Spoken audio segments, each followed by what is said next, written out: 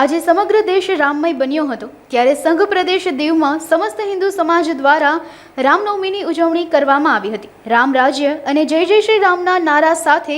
ગંગેશ્વર મહાદેવથી રામ ભક્તો દ્વારા વિશાળ રેલી યોજવામાં આવી હતી। ભગવાન શ્રી રામની ભવ્ય શોભાયાત્રામાં મોટી સંખ્યામાં રામ ભક્તો જોડાયા હતા। રામનવમીના નિમિત્તે સમગ્ર દીવ જિલ્લાની અંદર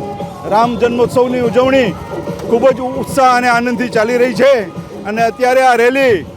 ગંગેશ્વર મહાદેવ ફુદમથી ચાલુ થઈ અને આ રેલી દીવમાં ભ્રમણ કરતાં દીવના જાપે સાંઈ મંદિર ઉપર આવી ચૂકી છે। ત્યારે મોટા સંખ્યાની અંદર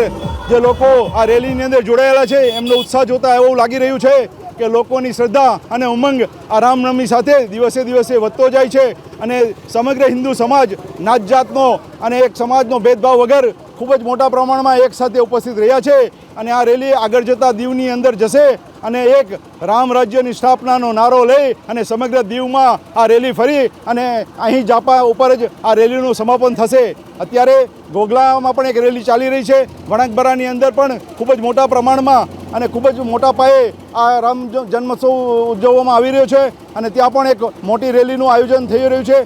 પૂરો સમગ્ર દીવ જિલ્લો રામમય બની ગયો હોય એવું વાતાવરણ લાગી રહ્યું છે અને લોકોનો ઉત્સાહ અને ઉમંગ જોતા એવું લાગી રહ્યું છે કે જય શ્રી રામ।